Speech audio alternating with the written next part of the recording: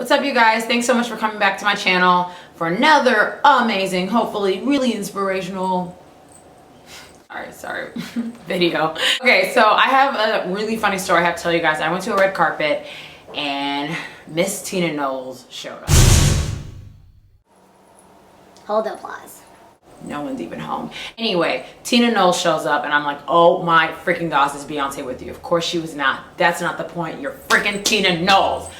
After getting excited, I realized how freaked out I was because I had no questions prepared for her. I didn't even know she was going to be at the event. So this video is to help you make sure that if you have a red carpet situation and you're not prepared, backup questions are the way to go. So let's start.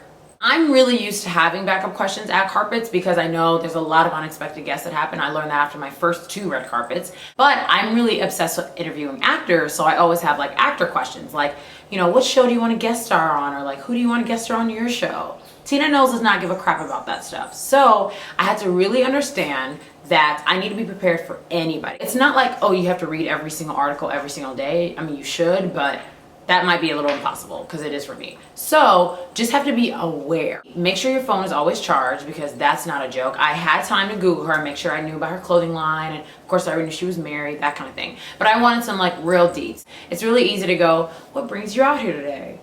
It's not a bad question by any means. It's just, it's only the start.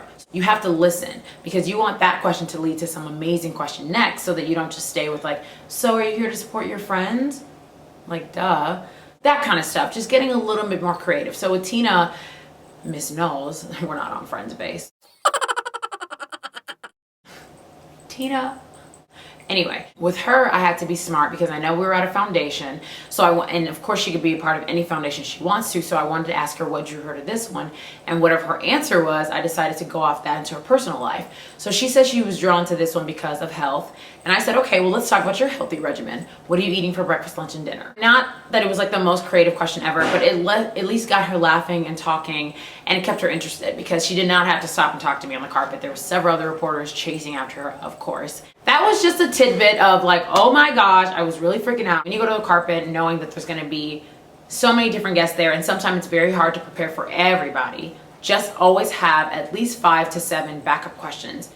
World questions, random questions, favorite food questions, whatever it is, whatever you're generally interested in, that would help. So make sure you're a little bit more prepared besides like just the press list, because when Tina Knowles showed up, I was like,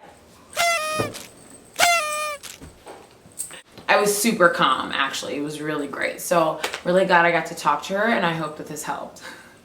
You guys are awesome. Thanks so much for tuning in and hanging out with me. Let me know if you want me to do any more videos or what you want to hear about. Subscribe below. Have you done it yet? There's still time. Okay, great. So I think you subscribed by now. Thank you so much. Make sure you follow me on Instagram and Twitter at OneTakeStace. And thanks so much. I will see you soon.